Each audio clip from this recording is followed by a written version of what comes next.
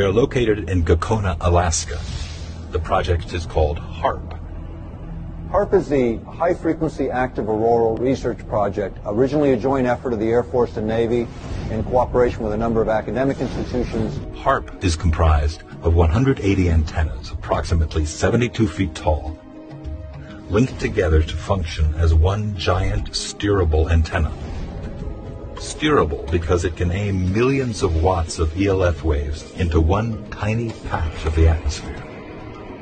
The amount of energy we're talking about here is 3.6 million watts, injecting their entire output into a spot that's about 12 miles across by about 2.5 miles deep by about 90 miles up. This is where HARP is pointing. It's an area located roughly 300 miles from Anchorage.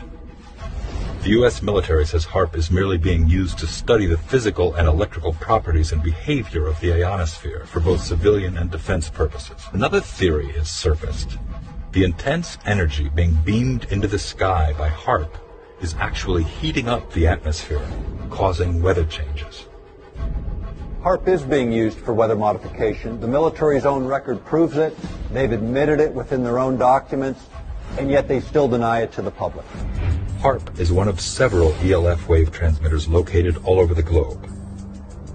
The United States owns and operates 3 of them, one in Gakona, Alaska, another in Fairbanks, Alaska, and one in Arecibo, Puerto Rico. Russia has one in Vasilursky near Nizhny Novgorod, and the European Union has one near Tromsø in Norway. Working in tandem, these transmitters could potentially alter the weather anywhere in the world, changing the jet stream's course entirely, triggering massive rainstorms or droughts. Even hurricane steering would be possible by heating up the atmosphere and building up high-pressure domes that could deflect or change the course of hurricanes.